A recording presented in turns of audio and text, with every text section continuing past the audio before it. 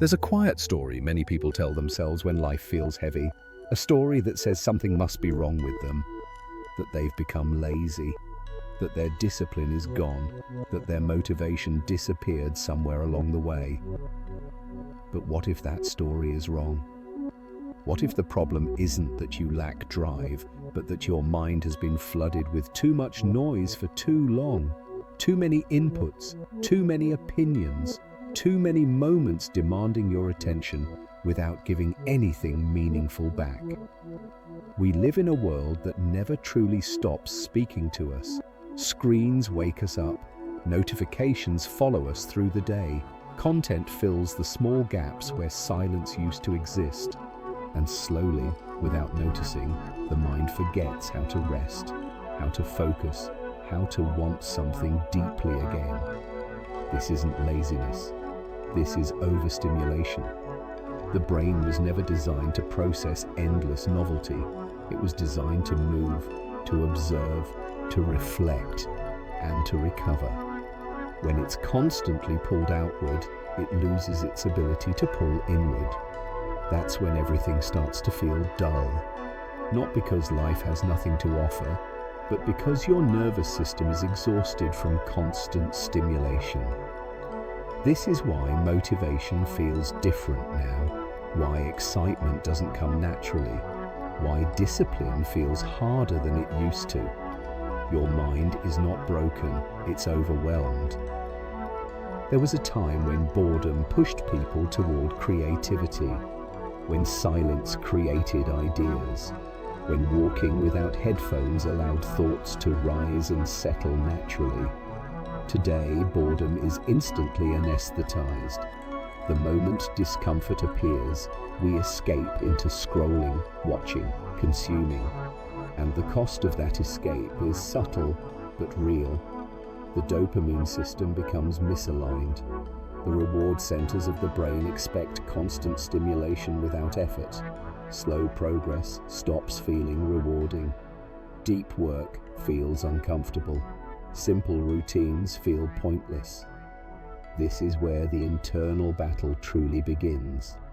Not between you and the world, but between the version of you that seeks comfort and the version that longs for meaning.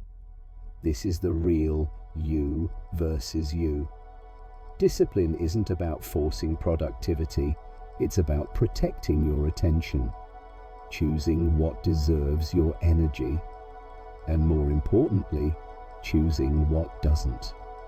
That's why so many people feel stuck while appearing busy. They consume motivation but never cultivate clarity. They absorb inspiration but avoid stillness. They chase progress while remaining constantly distracted. The solution isn't extreme self-control, it's intentional subtraction. Less noise, less comparison, less artificial stimulation, more space to feel again, more space to notice subtle motivation returning, more space for patience to rebuild. Nature understands this better than any algorithm ever will. Time spent outside without constant input slowly recalibrates the nervous system. Movement without metrics reconnects you to your body. Silence without pressure allows the mind to reorganize itself. This is where real change quietly begins. Not in dramatic breakthroughs, not in viral moments, but in the decision to step back from constant consumption and allow yourself to feel bored, present, and grounded again. Progress doesn't always feel exciting.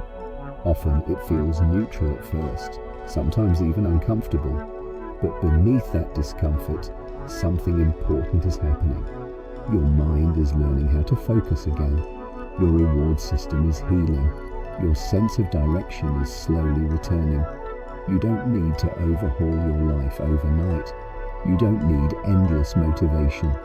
You need fewer distractions and more trust in slow momentum. This channel exists for people standing in that in-between space.